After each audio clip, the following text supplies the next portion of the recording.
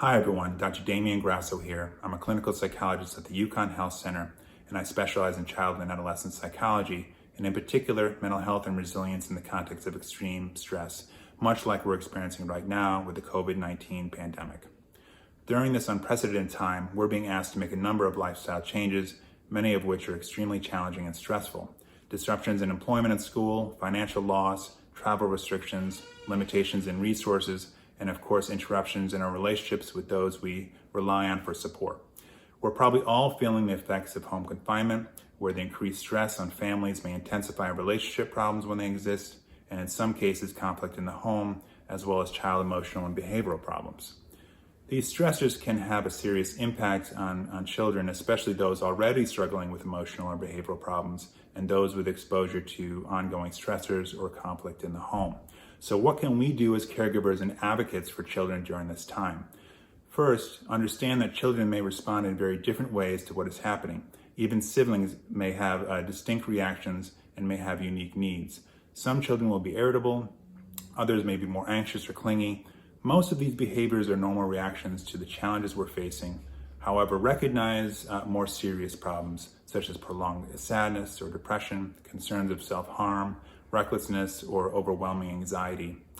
Reach out to a mental health professional if you have concerns about your child. Many providers offer telehealth services that you can access online or over the phone. Call 211 or visit the 211ct.org website for more information about mental health providers. Like us, our children worry and are confused about what we're going through right now. Children will be looking to us to figure out how best to cope with these stressors and to adapt. In fact, the most important factor for determining how children will respond to extreme stress is the presence or absence of a nurturing, supportive adult, and you and I can fulfill that role. But I realize that these circumstances make parenting especially challenging.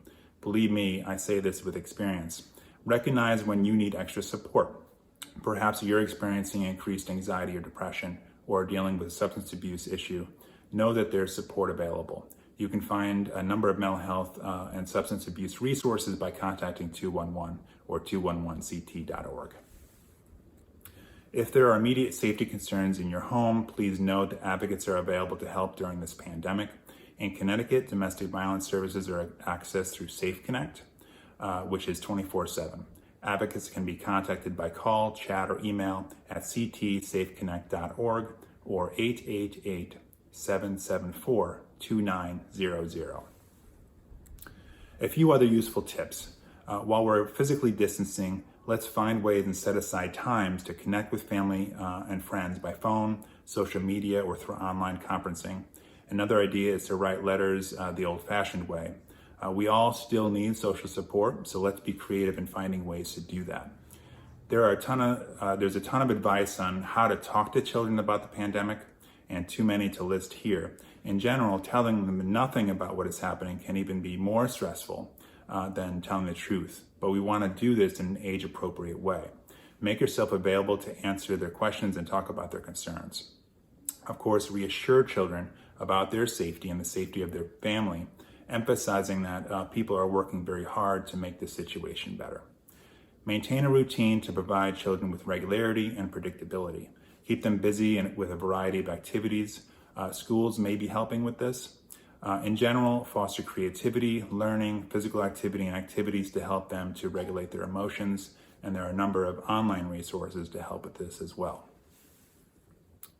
Thank you for listening, and I hope that some of this information is helpful to you and your family. Again, if you need to talk with someone about your relationship, please contact a Safe Connect advocate at ctsafeconnect.org or 888-774-2900. They're available 24/7 to offer information, counseling, safety planning, legal advocacy, and a safe connection to your local domestic violence organization for ongoing support and services. Thank you.